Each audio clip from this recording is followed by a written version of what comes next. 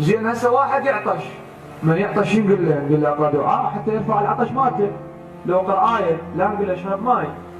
الماي سبب لرفع العطش، وهكذا. هاي يسمونها قانون الاسباب والمسببات.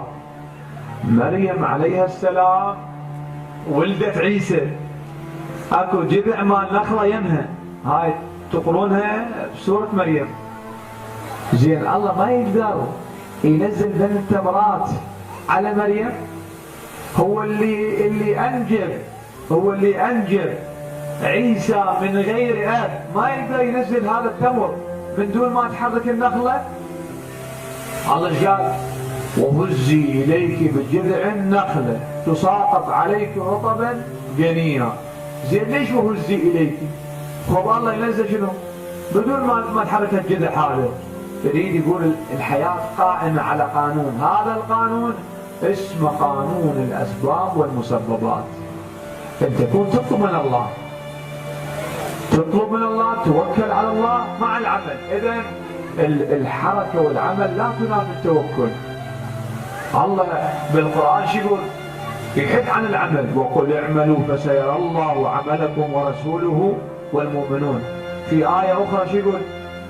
قل كل يعمل على شاكلته. في آية ثالثة شو يقول؟ وأن ليس للإنسان إلا ما سعى. وقل اعملوا آل داود شكرا. الأنبياء كانوا يشتغلون، الأنبياء كلهم. تلقى واحد حداد، داود كان حداد. تلقى واحد كاتب خطاط، إدريس كان أول من خط بالقلم وأول من صعد الخيل. نوح عليه السلام تلقى نجار. موسى كان يرعى الأغنام. الأنبياء عليهم السلام. شعيب كذلك، اللي يشتغل بالزراعة واللي يشتغل بالصناعة واللي يشتغل، كل واحد عنده العمل يشتغل به. عمل الأنبياء كانوا يشتغلون.